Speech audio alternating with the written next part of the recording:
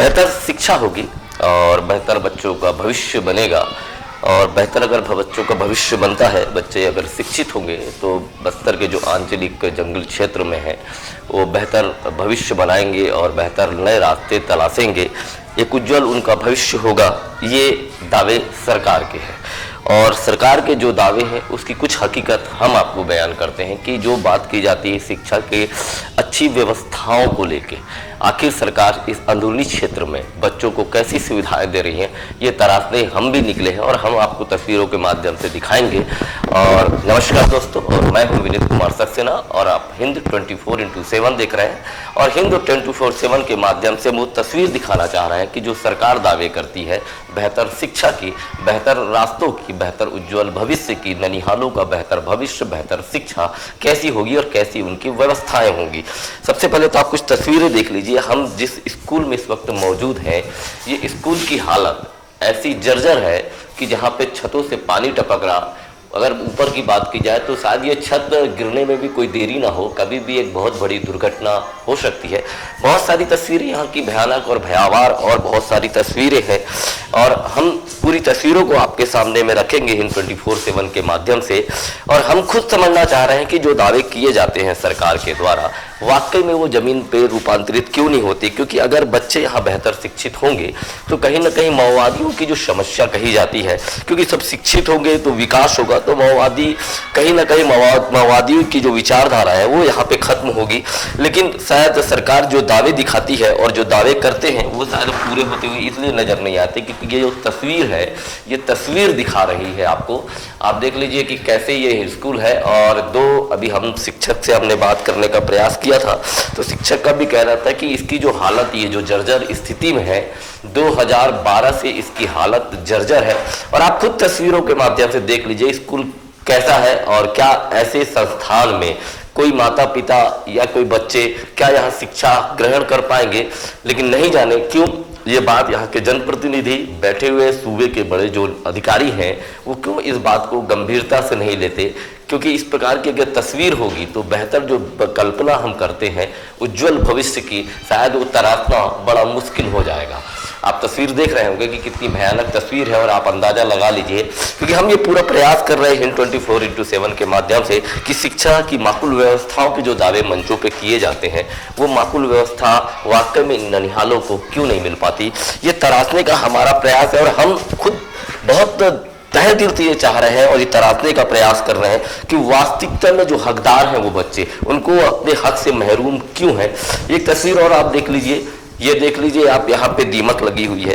ये दीमक मैं समझता हूँ पूरे सिस्टम पे लगी हुई है, क्योंकि ये जो दीमक दिखा रही है ननिहालों के भविष्य के लिए, उस मंदिर के अंदर इस दीमक का पहाड़ सिस्टम पे लगे हुए दीमक की तरह है। सिस्टम अगर सही हुआ, इस प्रकार का अगर लापरवाही नहीं बरती जाएंगी तो शायद ये फुटेज, ये तस्वीर हमारे सामने में नहीं होती। और समझना होगा सिस्टम में बैठे हुए लोगों को कि यहाँ पे जो, चूंकि हम अंतागढ़ ब्लॉक मुख्यालय से करीब 15 किलोमीटर दूर है, कोई ज़्यादा दूरी भी नहीं है। और ये जो तकलीफ है, ये जो समस्या यहाँ के शिक्षा के मंदिर की है वो 2012 से लगातार बनी हुई है। अब बच्चे झोपड़े में शिक्षा ग्रहण करते हैं, ये तस्वीर में भी आपको और आगे दिखाऊंगा। और अभी आप और आगे जाकर देखेंगे कि बच्चों के अंदर जो तो जुनून जरूर है कि बच्चे पढ़ना चाह रहे हैं। अब ये जो कौतूहल, हल्की सी जो आवाज आ रही है वो आप सुन सकते हैं कि बच्चे यहाँ शिक्षा ग्रहण कर रहे हैं। अब आपको खुद कितनी पीड़ा होगी कि इतने बड़े मंदिर होने के बाद भी और सरकार की लापरवाही, अधिकारियों का उदासीनता शायद इन बच्चों को झोपड़े में शिक्षा लेने के लिए मजबूर और विवश कर रहा है। तस्वीर आपने देख ली कि तस्वीर कितनी भयानक है और कौतूहल जो है वो बहुत अच्छा कौतूहल नजर आ रहा है। क्योंकि हम भी बहुत अच्छी चीज़ हमको लग रही कि बच्चे कम से कम वहाँ शिक्षा ग्रहण कर तो रहे और माता पिता भी इतनी परिस्थितियाँ विपरीत होने के बाद भी वो बच्चे को शिक्षा वहाँ ग्रहण करने के लिए भेज रहे हैं। और चूँकि इस वक्त जो मौजूद है हम, ये अंतागढ़ ब्लॉक मुख्यालय का चिपोंडी गांव है और यहाँ जो प्राथमिक शाला है वो पूरी जर्जर के हालात में है। बरसात का अगर मौसम की बात करी जाए तो बैठना तो आपने तस्वीरों के माध्यम से खुद देख लिया कि यहाँ बैठ नहीं सकते, शिक्षा कैसे ग्रहण होगी। चलिए हम चलते हैं, उन बच्चों के बीच भी हम समझने का प्रयास करेंगे। और आप देख लीजिए बच्चे यहाँ पे शिक्षा ग्रहण कर रहे हैं और बच्चे पढ़ रहे हैं और बच्चों के साथ बैठ के भी हम कुछ चर्चा करेंगे। सर भी मौजूद है, सर से भी हम बात कर लेंगे। बच्चों के साथ। बच्चों थोड़ा सा शांत हो जाएंगे, बैठ जाओ, बैठो बैठो बैठो, शांत हो जाओ।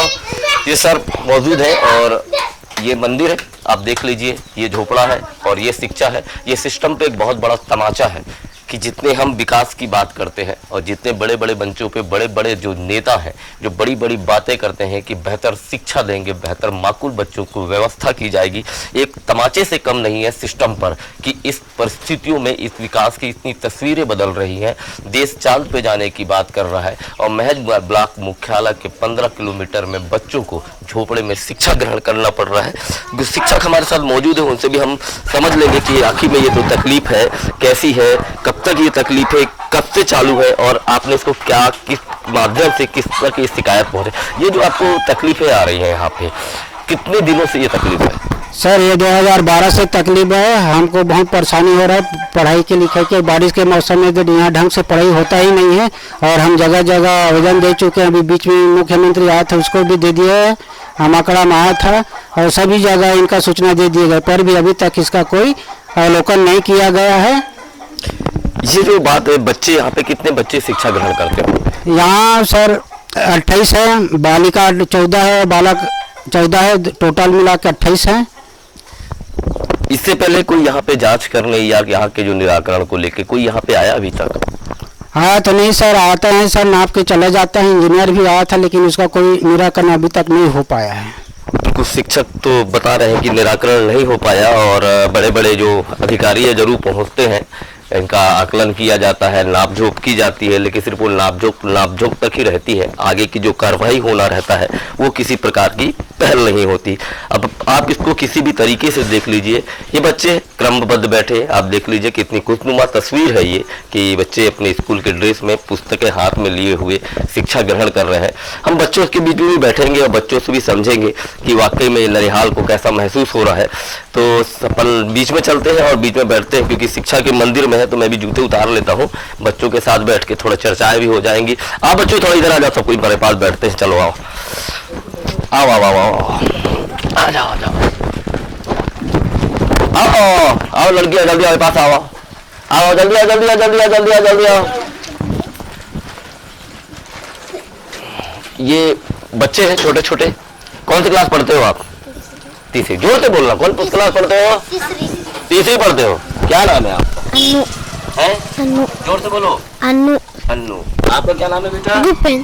भूपेन। आपका? अनिल। ABCD आती है? आती है, किसको आती है? हाँ बोलो यार, ABCD बोल के दिखाओ, बोलो।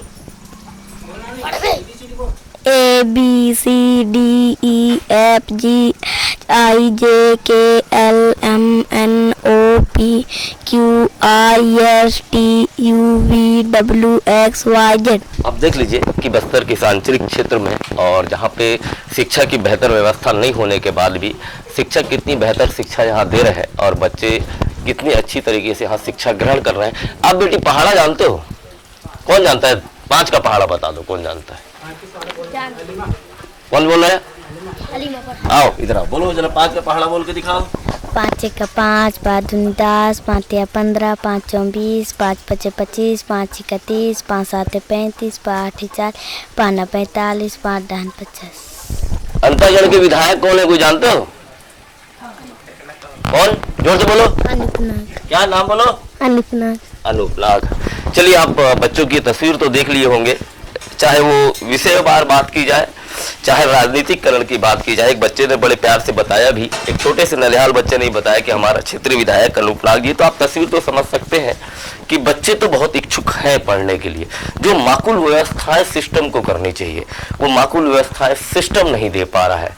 निश्चित रूप से सिस्टम को इस बात को समझना होगा और अंदरूनी क्षेत्र में जो हम तस्वीर तराशने का प्रयास करते हैं तो वो तस्वीर कैसे बदलेगी। सरपंच साहब भी मौजूद होंगे, कुछ लोग होंगे तो मैं बुला लूंगा। सरपंच साहब कहाँ पे हैं? अगर आ जाते तो अच्छा रहता। तो अब हम और सरपंच साहब से भी समझेंगे और कुछ लोग भी हैं तो सरपंच साहब भी आएंगे तो सामने में फिर उनसे भी बात कर लेंगे। लेकिन आप खुद सोचिए और हम खुद इस बात को समझने का प्रयास करते हैं। जरूर सरकार एक तरफ Swami Atmanand English medium school खोल रही है, और बेहतर शिक्षा देने की बात होती है, लेकिन कहीं ना कहीं सरकार एक तरफ अच्छा उठाने का भी प्रयास कर रही है, कहीं ना कहीं एक तरफ जो दूरांचल, जो आंतरिक अंदर जो क्षेत्र है, वहाँ के बच्चे शिक्षा और माकूल व्यवस्थाओं से महरूम होते हुए नजर आ रहे हैं। सरकार को गंभीर होना होगा। एक तरफ तो बेहतर सुविधा जरूर देने का प्रयास कर रही है, लेकिन ये आंतरिक क्षेत्रों में जहाँ नक्सलवाद की जड़ यहाँ पे लगी हुई है, इन सारी चीजों को अगर किसी तरीके से हटाना, इस विचारधाराओं से अलग होना है, तो शिक्षा एक बेहतर रास्ता होगा। लेकिन फिर भी हमारे साथ इस वक्त सरपंच साहब मौजूद है।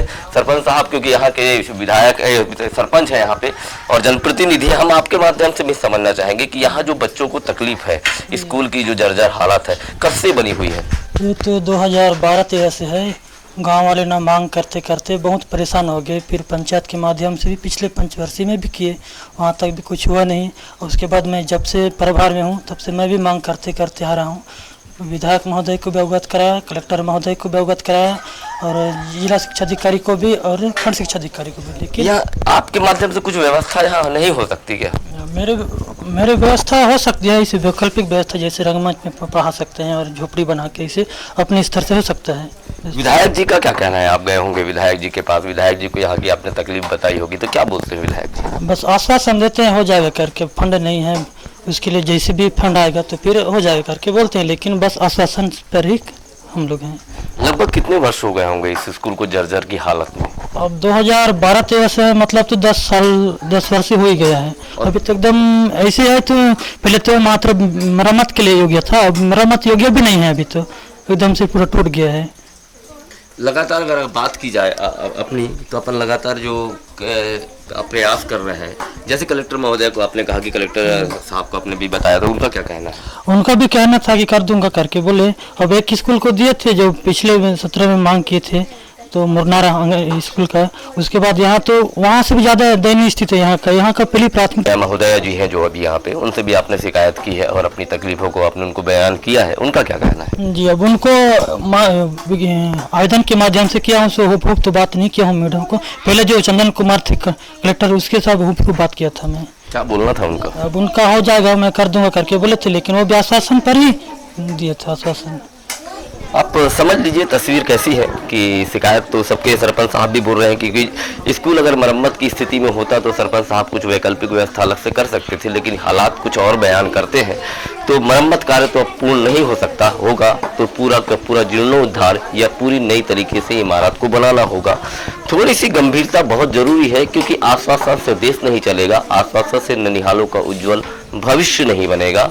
गंभीर होना पड़ेगा जनप्रतिनिधि को, क्योंकि जिस प्रकार की तस्वीर तलाश रहे हैं हम, वो गंभीरता से होगा, नैतिक जवाबदारियों के साथ होगा। क्योंकि हो सकता है और होता भी यही है कि बड़े बच्चे या बड़े अधिकारियों के बच्चे तो वीआईपी स्कूल में जाते हैं। सही तरीके से बात की जाए तो बस्तर के अंदर गाँव के बच्चे ऐसे स्कूलों में जाके शिक्षा ग्रहण करना पड़ता है। कैसे तस्वीर बदलेगी?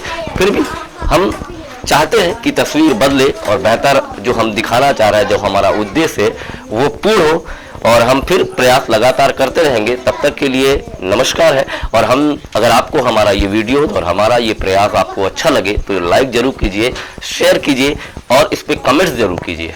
नमस्कार।